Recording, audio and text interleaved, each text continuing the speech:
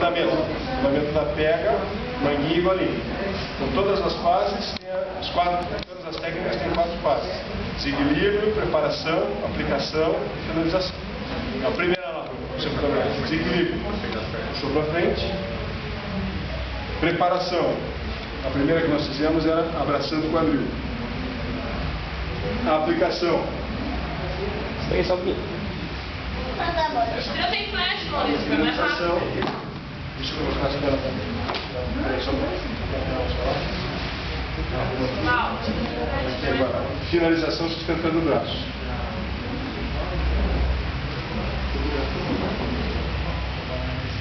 Tá. Entendeu? Agora, segunda técnica. Fizemos uma variação da primeira de quadril. Eu fazia o desequilíbrio, eu mesmo. Só que a preparação era em cima do pescoço. Tá.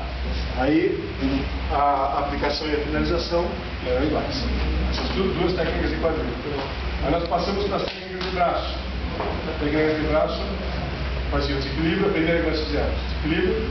Aí a preparação, cotovelo bem embaixo da axila do adversário. A aplicação, mesmo do quadril. E a finalização, a mesma do quadril. Tá? Segunda, agora eu vou ficar de costas para frente. Preparação, desequilíbrio, só que no momento da preparação, colocava o cotovelo embaixo da axila do adversário. A aplicação e a finalização do alto quadril. Outra técnica de mão, nós vimos, né? Vou pegar. Então, eu ia com o pescoço na altura da crista ilíaca, pegava atrás dos joelhos e a aplicação projetava para trás. Uma outra variação que nós vimos nessa posição, técnica de mão, que era desequilíbrio, preparação da crista ilíaca, a aplicação onde eu suspendia e a finalização dominando bem a mão. Com isso nós terminamos as técnicas de mão, vistas nesse conteúdo. Técnica de perna, primeira ceifada. Eu puxava a perna para frente, aí entrava com a letra T, fazia ceifada no tornozelo do adversário, para ceifar para trás, derrubando ela para trás. A segunda, no caso de costas, era da meia-lua. Eu fazia a preparação igual e a meia-lua, para tirar a perna dela nesse sentido. Então, essas duas ceifadas. Aí tinha as varridas. A primeira, quando o colega estava com a perna para frente, eu fazia uma varrida lateral. O movimento do desequilíbrio é como se fosse o volante de um carro, né? Então, varria lateral, para derrubar ela. A outra varrida, a varrida para trás.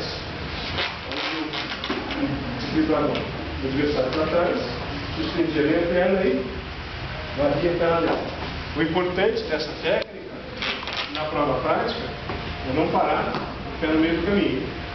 Vou dar uma varrida e passar o pé lá para trás. E daí sim, a gente entra nos bloqueios.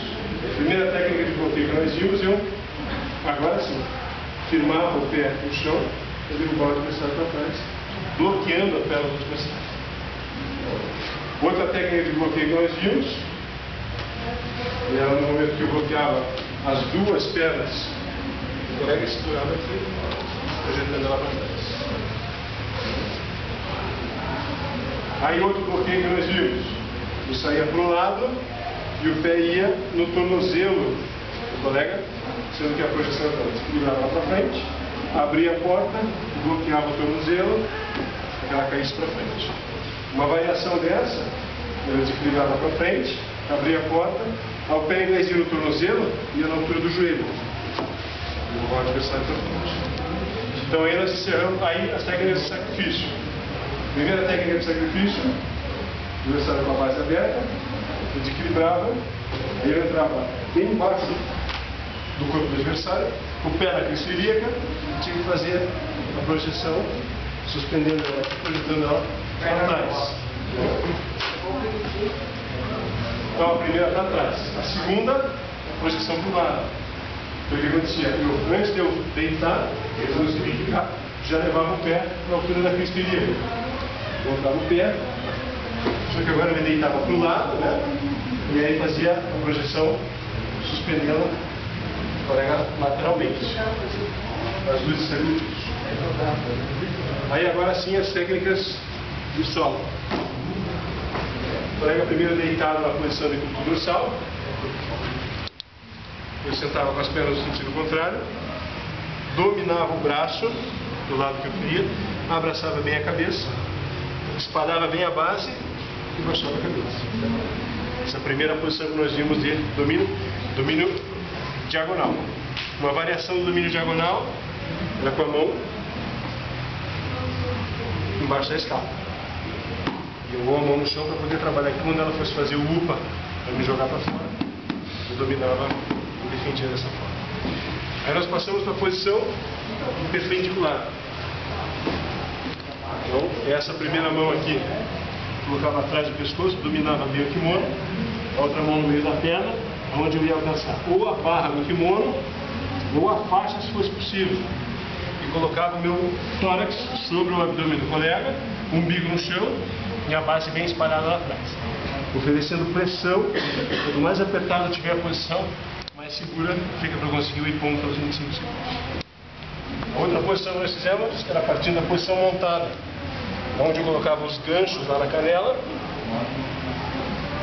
um dos braços eu colocava para cima, essa mão atravessava até esse lado aqui, a minha orelha no tríceps e o fecho aqui. No momento da aplicação da técnica, tinha que espalhar bem o peso, esticar bem as pernas para poder dar pressão no adversário. Por último, a última imobilização que nós fizemos era nessa posição, eu colocava as mãos por baixo do ombro e ancorava a pega na faixa. O meu tórax sobre o tórax da adversária, abrindo bem a base, soltando bem o peso em cima do abdômen. O peso do abdômen bem em cima da cabeça para prender a coluna. Tá? Outra imobilização. Aí nós partimos para as chaves de articulação. Vou deitar. Chaves de articulação, primeiro chave de articulação do cotovelo, segmento estendido. Cumprimentava o colega, colocava a mão, um dos pés embaixo da escápula, a outra perna passava na frente do rosto e sentava o mais próximo possível do ombro do adversário. Essa perna por cima para evitar que ela levante, esse pé embaixo da escápula para suspender o quadril, para aumentar o movimento da alavanca, e aqui eu puxando o braço para baixo, entre o corpo de quem aplica e de quem recebe. A outra técnica de chave de articulação era o segmento flexionado. Eu passava a mão na frente do rosto do colega, pegava a minguinha ou minguinho. Essa mão por baixo do bíceps. E agora segurando aqui no meu antebraço, o polegar do adversário para baixo. Trazia o cotovelo pertinho do corpo, abaixando a mão, suspendendo o cotovelo. Aí nós passamos para as técnicas de estrangulamento. O colega ficava sentado. Primeiro, sem utilização do kimono. Então, a primeira técnica, eu colocava a mão bem por baixo do maxilar, fazia o fecho, puxava contra o meu peito e cotovelo para trás. A segunda técnica, sem o kimono, por trás. O cotovelo bem na linha do queixo, a mão em cima do bíceps, a outra mão atrás da cabeça, onde eu apertava todo o conjunto. Agora por trás, usando o kimono.